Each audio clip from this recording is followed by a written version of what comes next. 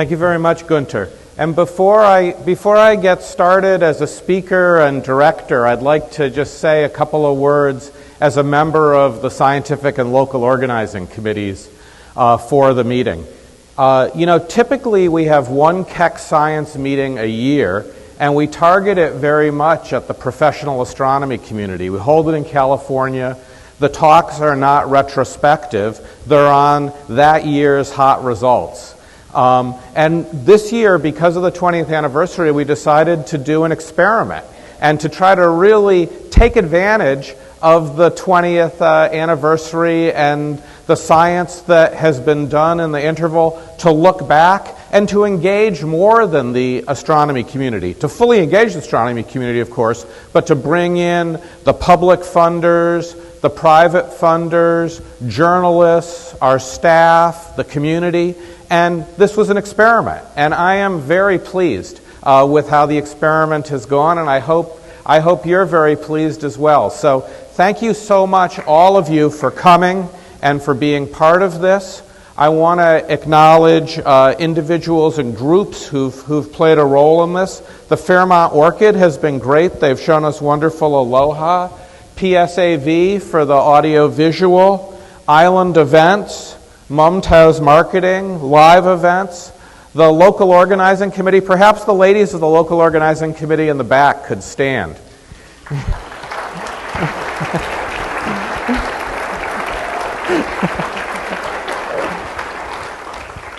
The Scientific Organizing Committee, we don't have all of the Scientific Organizing Committee here with us, but maybe the members of the Scientific Organizing Committee could stand.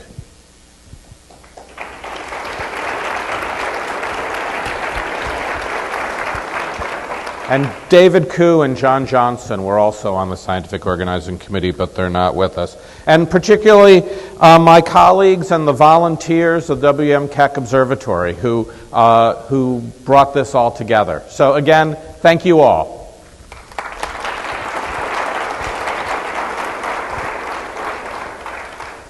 So I'm honored to stand before you today and to try to wrap up this meeting and bring together what we've heard from the speakers who preceded me.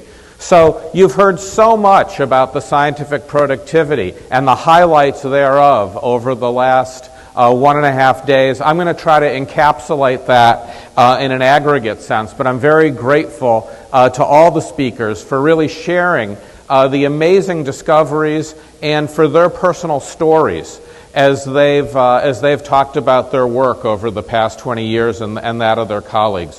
I'm going to talk about initiatives for the future to keep Keck making amazing scientific discoveries and training the next generation. I'm going to talk about how we support this excellence and discovery. And then Keck needs to address, and we have a plan to do that, the era of larger telescopes. So let me begin with scientific productivity in aggregate. So as one of the speakers said, the unit of scientific productivity is the refereed publication. And these are the numbers of refereed papers in the top scientific journals for Keck. So we're very pleased to see this general increase in the number of papers over time. You see we've reached 315. So to some just very general sense, that means we have a paper coming out of the observatory every night. This is our product. This is one of the key metrics of our report card. And why are we producing so many more papers in 2012 than we did early on? I think it's because our community has really learned beautifully how to take full advantage of the telescopes. And as we enhance the telescopes with new instrumentation and with adaptive optics systems, we're making it more productive. We talked about multi-object spectroscopy, getting hundreds of objects at a time instead of one. That has to lead to advances in scientific productivity. So it shows that continuing to improve the telescope and the instruments makes the factory chunk out more product. How do we stack up compared to our peer observatories? And this looks at impact. So impact is the total number of papers multiplied by a weighting factor for how often a paper is cited by its peers in the journals.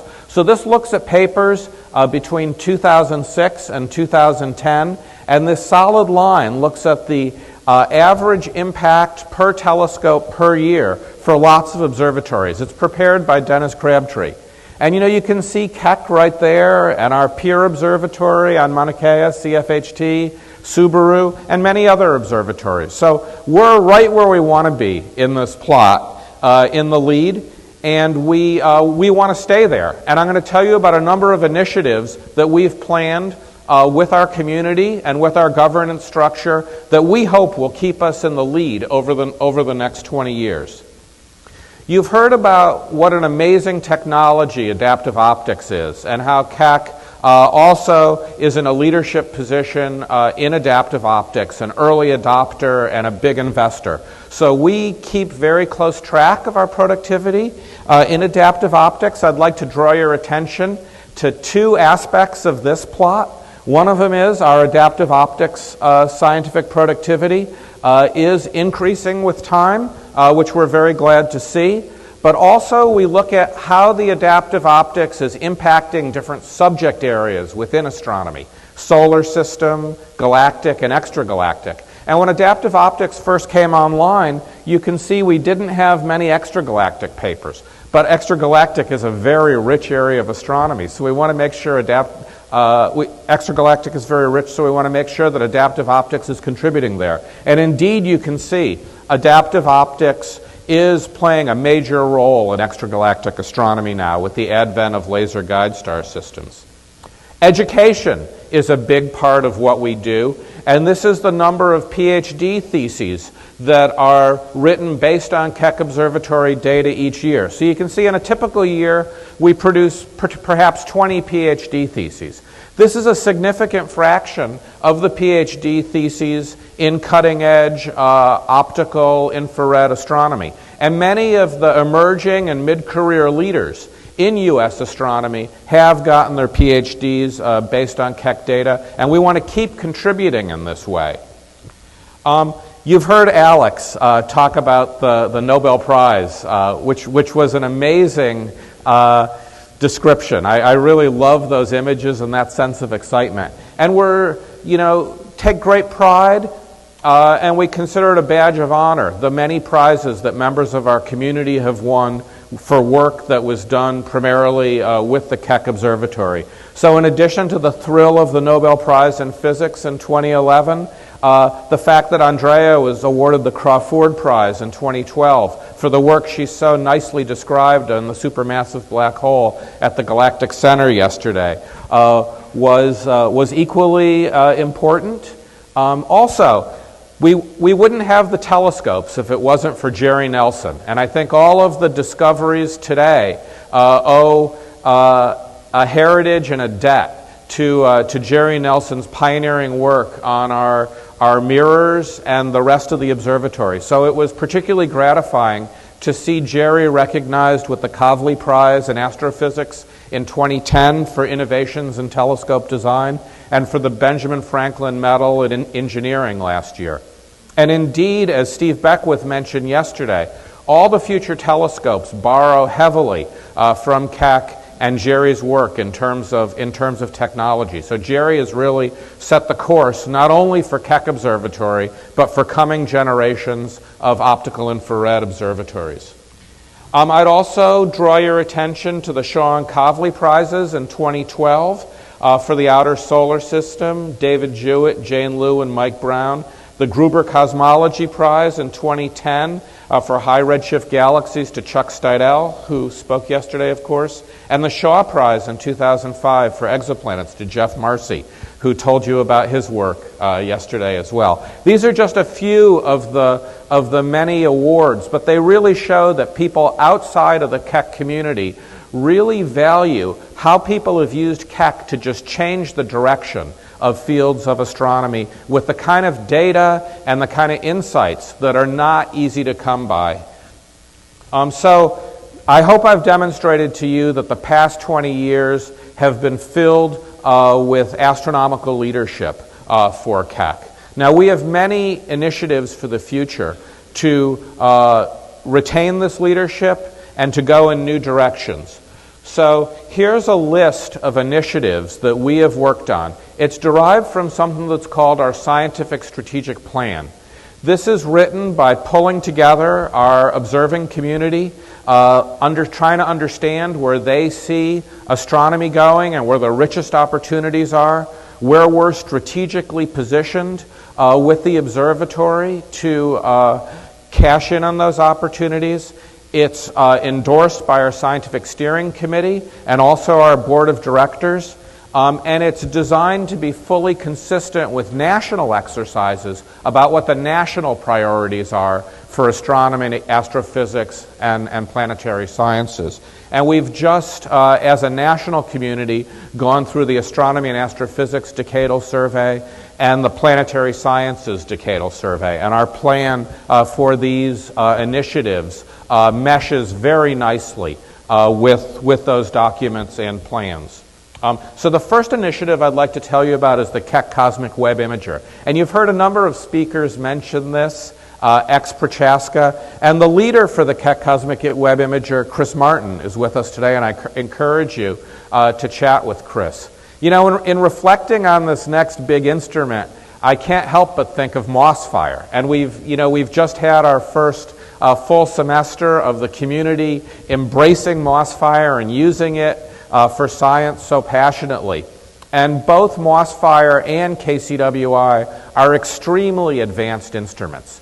They use techniques and technology that are much more complicated and much more ambitious than the first generation of Keck instruments. These are truly evolved instruments. So what KCWI does is optical two-dimensional spectroscopy. So it gets you a spectrum for every point in a moderate field. And it has a number of strategies that are inherent in its design and how we'll use it.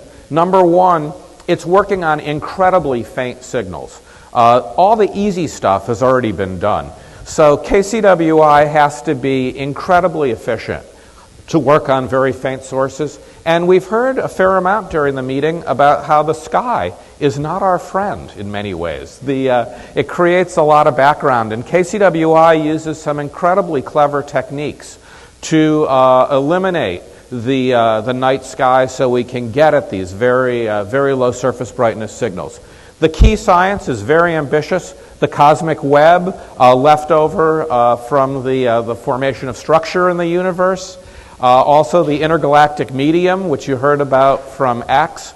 Gas outflows from galaxies as part of the very violent star formation process. And the outer regions of galaxies. I show this here. Here's a galaxy that's been involved in an interaction with a neighbor and has been disturbed. KCWI can really tell us a tremendous amount about the history of that galaxy by getting spectra of these very faint wisps out here over the full area. Keck doesn't have any instrument that can do this right now, but with KCWI we will. You also heard about the Keck I deployable tertiary mirror. Time domain astronomy is a very strongly emerging area, and the Astronomy and Astrophysics Decadal Survey told us that the next decade or two are going to have an incredibly prominent role for time domain astronomy. Keck, it turns out, does a lot of time domain astronomy, but we kind of do it in a casual way. It's not really deeply built into our instrumentation model, our telescopes, and our operations model. And we want to institutionalize it. And this Keck I deployable tertiary will allow us to switch rapidly between instruments during the night in a way that we can't. So it'll let us to get to either of the two Naismith instruments that are mounted or whatever Cassegrain instrument is mounted during the night. So when really important and timely astronomical happenings occur, we can get on them immediately with the most powerful instrumentation. We're talking about gamma ray bursts, which Sri described beautifully, tidal disruption flares, one of them which is dramatized right there in a simulation. That's when a star encounters a black hole. And the astrophysical origins of gravitational waves. The physics community has invested incredibly heavily in being able to detect gravitational waves, and they're getting to the point where they will be able to detect gravitational waves from relatively commonly occurring astrophysical events. But then what? You just detect the gravitational wave. Where the science really is understanding the true origin of those gravitational waves and what other energetic events are associated with them. And the deployable tertiary will position Keck incredibly well to be in a leadership position for optical follow-up on gravitational wave detections. You've heard about next generation adaptive optics. Adaptive optics is an area that's really important in our armada of techniques, and getting to the next level in this in terms of higher Strel, that is, images that are closer to the full limit that the telescope can get to, and we haven't reached our full potential. These investments are to get to the full potential of the telescope. Lower background, being able to observe over the full sky, and very importantly, the ability to work at shorter wavelengths. You know, we're restricted to the infrared for adaptive optics right now, and it works better at longer infrared wavelengths. So NGAO will take us into the red portion of the spectrum. The key science for this is incredibly compelling. Testing general relativity at the galactic center, as Andrea described so beautifully. Understanding the nature and distribution of dark matter, which Richard touched on in his talk. And which is an area of perhaps the greatest mystery in astronomy right now.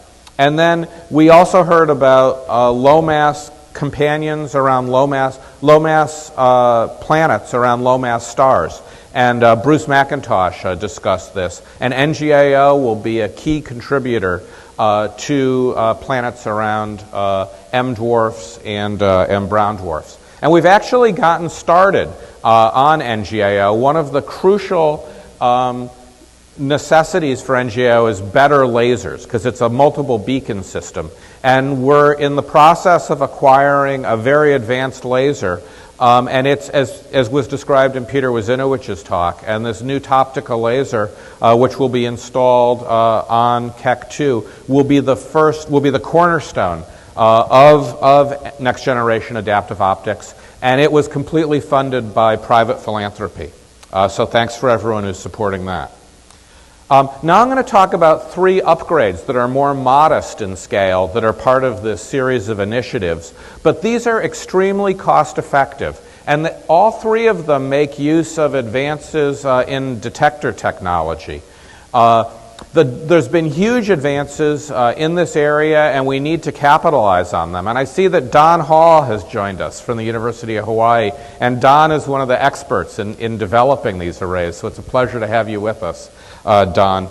So with these upgrades, we can generally upgrade an instrument for about 10 to 20% of the cost of what it would take to build a new instrument. We can also do it a lot more quickly.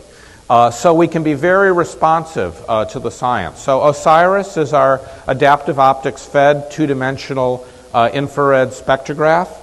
And our key strategy here is to leverage these enormous gains in the lowering of the noise and increasing the sensitivity in detectors. And the key science is stellar orbits around the supermassive black hole at the galactic center. OSIRIS is the key instrument for measuring the radial velocities. And also it works on the very distant universe. Richard Ellis and others in our community have been using OSIRIS in its current state to look at metallicity gradients in high redshift galaxies. And these metallicity gradients can tell us about the formation mechanism of the galaxy, how important, say, dissipation was in the gas as it came together. But it's very hard work, and we need a more efficient spectrograph to get reasonable samples.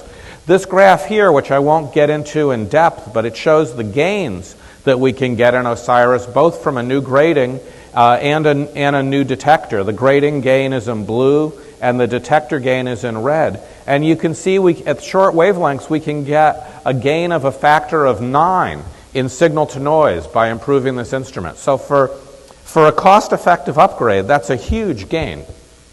We want to do the same thing with Deimos. Sandy Faber elucidated beautifully how Deimos has contributed to the study of the formation and evolution of galaxies.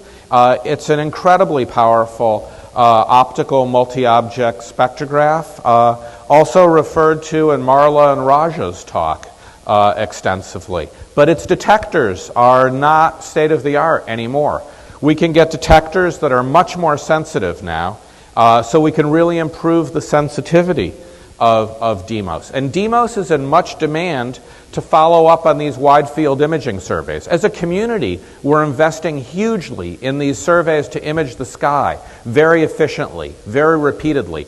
Pan-STARRS has been mentioned a number of times, including by Gunther. And so we are going to have unparalleled samples of objects from these multicolor imaging surveys with high cadence. LSST is another major investment of the community here. So we're investing a great amount as a community in these multi-object imaging surveys, but I think it was Alex and Shri who said spectroscopy is the key. And we're all spectroscopists here. So we need to invest as well in spectroscopy. It's going to be a rich reward for those who pluck the most interesting objects from these multi-color imaging surveys and do the real science with spectroscopy. And we want to be there for Keck with an upgraded Deimos. This plot, again, I won't get into it in depth, but we have wavelength on the x-axis and the factor of improvement over sensitivity on the y-axis. And this black line is the current Deimos system. And you can see in the red we can get huge gains by putting in new CCDs. Again, very cost effective. The final upgrade I'd like to mention is the NearSpec upgrade. NearSpec has been talked about in a number of presentations. Mike Mummas and Ian McLean mentioned it. And it's our unique high-resolution infrared spectrograph. And again, with the Hawaii arrays, we can really improve NearSpec sensitivity, both in terms of quantum efficiency, noise, dark current, and we can also employ precision radial velocities here to make NearSpec what I hope will be equally productive to high-res, which Jeff Marcy described so well, in terms of Doppler detection of low-mass exoplanets around low-mass stars. One of the things that has us really excited about upgrading NearSpec is we're all getting excited by the Pan-STARRS comet right now, which I love the remark that it was the exclamation mark to Keck Week. But we have another comet coming in November 2013, Comet ISON, that Mike mentioned, that's going to be the comet of the lifetime or the comet of the century. And this is going to be a unique opportunity to probe what is the exact composition of primitive solar system material from this comet that has been unadulterated to date. And this is what comet spectroscopy looks like. So we want to get NearSpec upgraded in time for this comet so that we can take advantage of the comet of a lifetime. And for exoplanets, it's incredibly important. The Decadal Survey was very eloquent in talking about how the frontier really is for the exoplanet studies going to the lowest mass stars, because of course the gravity of a low mass planet has the biggest impact on a low mass star. So at a given precision, we can find much lower mass planets around lower mass stars. Those stars emit most of their energy in the infrared, so we need to do precise Doppler spectroscopy in the infrared. And with NearSpec, by putting in a fiber scrambler and a precision radial velocity standard, we can have NearSpec doing some of the same science that high-res is doing, but on low-mass stars and low-mass planets. Which takes me to the final initiative that I wanted to mention, and that's the stable high-resolution shell for Keck, which Jeff mentioned. High-res is a wonderful machine for exoplanet radial velocities, and we've made it better and better over the years. But if we could build a spectrograph from first principles to do this, that has the temperature and pressure stabilization built into it, that has the fiber scrambling built into it from first principles, we can push to much more low-mass planets. And this diagram shows, I think, some of the real excitement that exists in this area. When Keck was first coming online 20 years ago, the debate was about, do planets exist around other stars? Now we're talking about what planets are composed of, and even what the stratification is of the materials inside the planet. So this shows mass versus radius of the types of planets that have been detected by Kepler and followed up with Keck. And this is a little hard to read, but we're distinguishing Earth composition from pure iron, from pure water. So it's tremendously exciting, and we want to stay on the frontier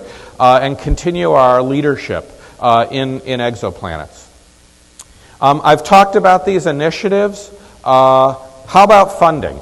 It's a natural. When we talk about investing in these areas, let me say a little bit about our track record. Our forefathers at Keck Observatory were very wise. They set up an arrangement where there's an agreement that covers our operating costs. So we're really fortunate to have our operating costs covered by the partner institutions. And we were incredibly fortunate for the Keck Foundation to invest in the capital for the observatory. As Ed Stone told us, at the time that was the largest private philanthropic gift ever for science. And that got us started in a way that built philanthropy into the observatory. We're a private 501c3. Unlike most observatories, we have a diversity of funding streams, state, private, and federal. And since getting that enormous philanthropic gift, it kind of put philanthropy and the private sector in the DNA of the observatory. We've continued with that tradition, and over the past 7 years, $12 million have been raised to help invest in making the observatory better, in positioning the observatory to do the latest and greatest science. And we are incredibly grateful to everyone who's contributed to that philanthropy.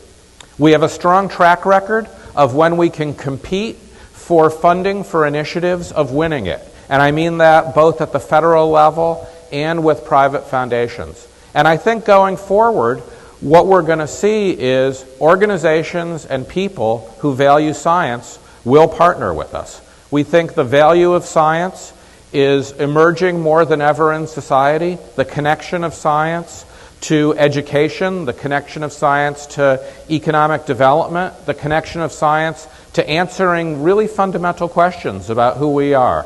So we feel confident going forward that as science has visibility, Keck Observatory will be viewed as part of that, and we will thrive, we'll address these initiatives, and we'll stay in a leadership position in astronomy. Now, there is a lot of buzz about the era of larger telescopes. So I'm sure you're curious about what we're thinking about this era. You know, we're going to have company on Mauna Kea and on other prominent mountaintops. We don't know exactly when it'll occur because everyone's trying to get these projects positioned very well, but I'll pick a number, 2022. I'm sure people could quibble with that number, but let's say that's the start of the era of telescopes that are larger than Keck. So until 2022, we're in an excellent position. We feel that for our community and with the initiatives that we plan to invest in, we will be the dominant source of scientific data, cutting-edge data for our community, and we will be playing a leadership role in world astronomy. After 2022, we need a new strategy. We realize that. We've been in discussions with our community for a number of years after that, and we have a series of stated strategies for Keck to retain its relevance and its leadership post-22. There's a number of sub-strategies in this. For example, most of our observing programs are 2 or 3 nights right now. We can enable very large transformational observing programs. We can invest 100 nights in something if it's a good enough bet and if we're in a good position. We can exploit these large imaging surveys through this investments, and we're going to position ourselves very well to do that. The ELTs won't be set up very well to monitor time-sensitive phenomena because they'll be doing the things that there's huge pent-up demand for. So Keck will keep going back to interesting objects and monitor the time-sensitive phenomena. We envision joint observing programs with TMT, with our neighbor on Mauna Kea, and we're so thrilled that TMT chose Mauna Kea as opposed to Chile. So we imagine programs where Keck will take thousands, maybe 10,000s of spectra, and TMT will follow up with the half dozen most interesting. In terms of instrumentation, we realize instrumentation is expensive for Keck, but instrumentation is really expensive for these ELTs. So it's going to be hard to take much risks with instrumentation. We know what the ELT instruments are going to be. We're planning to build complementary instruments, complementary AO systems. And we can take more risks in our instruments. If you're building a $100 million ELT instrument, you can't take much risk. It's got to be pretty conventional. Keck will move towards more innovative and unconventional cutting-edge instrumentation and adaptive optics. And if it's successful on Keck, which we expect it will be, we hope TMT will eventually adopt it. Finally, we hope to capitalize on our nimbleness. We're a very small organization. We can make decisions rapidly. By necessity, some of the projects on the top line there are international consortia. So we've got to stay nimble and we've got to keep responding to the best science opportunities, and that's what we plan to do. So in conclusion, I hope I've convinced you that Keck Observatory is a world-leading observatory. I also hope that you've come away with the thought that we're strategically poised to remain on the forefront of astronomy. And in closing, I'd just like to acknowledge the staff of the observatory. I'm really humbled to work with them in their skills and their commitment. And I'd also like to acknowledge our incredibly talented, enthusiastic, and forward-looking observer community. So for the absolute final thought, I want to thank all of you for your role in the amazing first 20 years of Keck Observatory. We look forward to 20 more years of transformational science. Thank you so much.